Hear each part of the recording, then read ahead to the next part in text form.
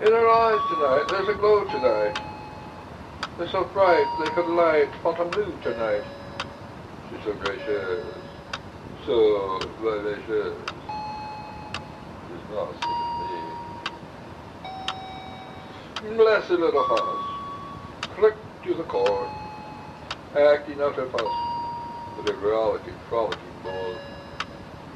She's such fun tonight, she's a treat tonight. You can spread her out, bread, she's so sweet. When everyone you have ever loved is finally gone, when everything you have ever wanted is finally done with, when all of your nightmares are for a time obscured as by a shining brainless beacon, or a blinding eclipse of the many terrible shapes of this world,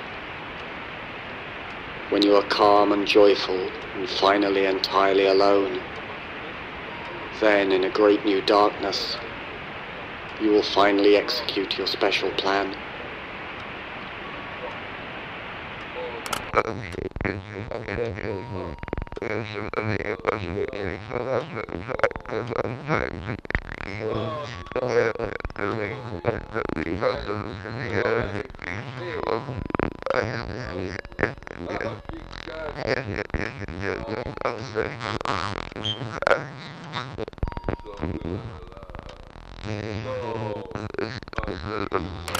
One needs to have a plan, someone said, who was turned away into the shadows, and who I had believed was sleeping or dead. Imagine, he said, all the flesh that is eaten, the teeth tearing into it, the tongue tasting its savour, and the hunger for that taste. Now take away that flesh, he said. Take away the teeth and the tongue, the taste and the hunger. Take away everything as it is. That was my plan, my own special plan for this world. I listened to these words, and yet I did not wonder if this creature whom I had thought sleeping or dead would ever approach his vision, even in his deepest dreams, or his most lasting death. Because I had heard of such plans, such visions, and I knew they did not see far enough. That what was demanded in the way of a plan needed to go beyond tongue and teeth and hunger and flesh, beyond the bones and the very dust of bones and the wind that would come to blow the dust away. And so I began to envision a darkness that was long before the dark of night, and a strangely shining light that owed nothing to the light of day.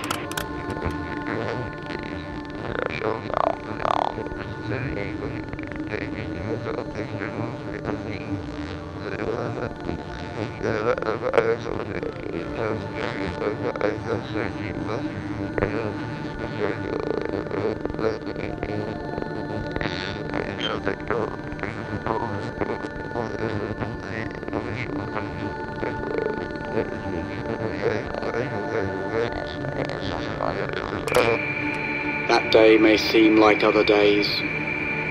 Once more we feel the tiny-legged trepidations. Once more we are mangled by a great grinding fear. But that day will have no others after. No more worlds like this will follow. Because I have a plan. A very special plan.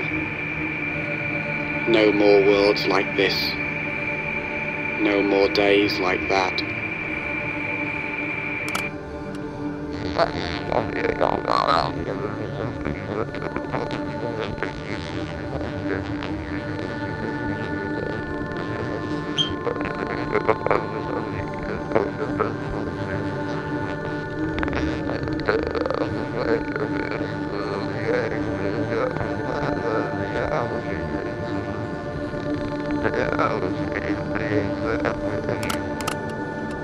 There are but 4 ways to die, a sardonic spirit might have said to me.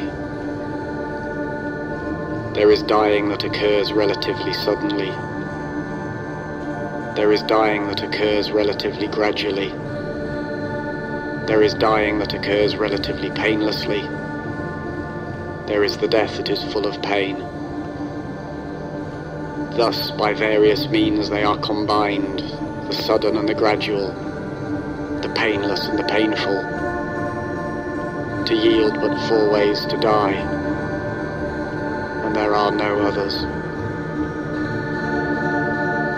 Even after the voice stopped speaking, I listened for it to speak again. After hours and days and years had passed, I listened for some further words. Yet all I heard were the faintest echoes reminding me, there are no others. There are no others. Was it then that I began to conceive for this world a special plan?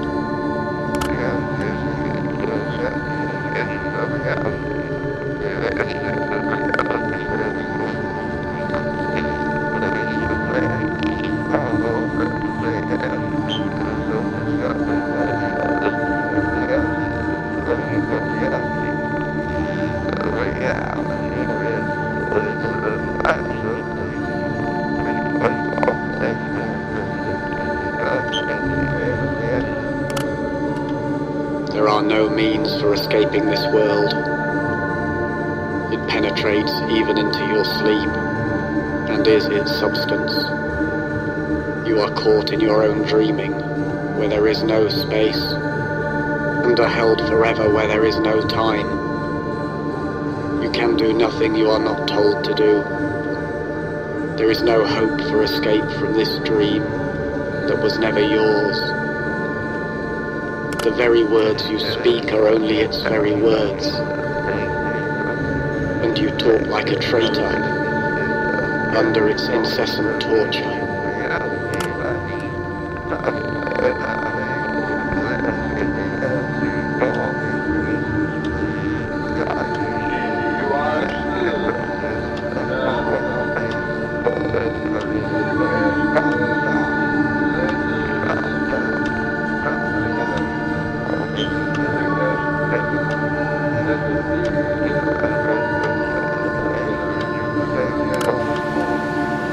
There are many who have designs upon this world and dream of wild and vast reformations.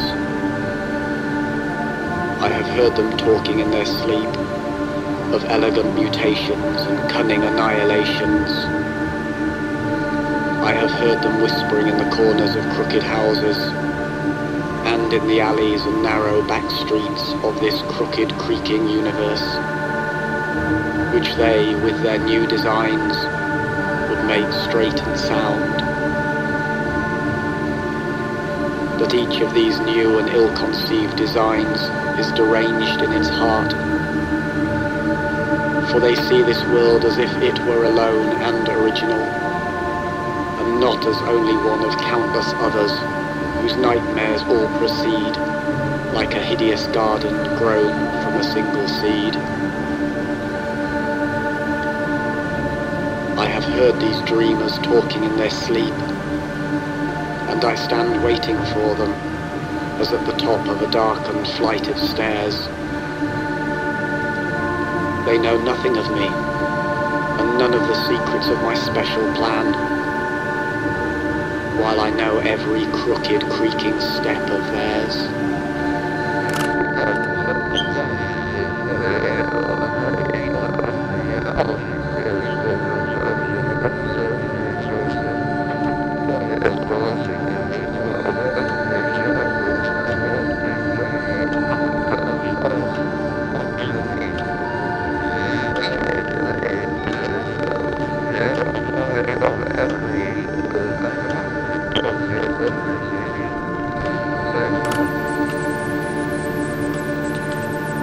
It was the voice of someone who was waiting in the shadows, who was looking at the moon and waiting for me to turn the corner and enter a narrow street and stand with him in the dull glaze of moonlight. Then he said to me, he whispered, that my plan was misconceived, that my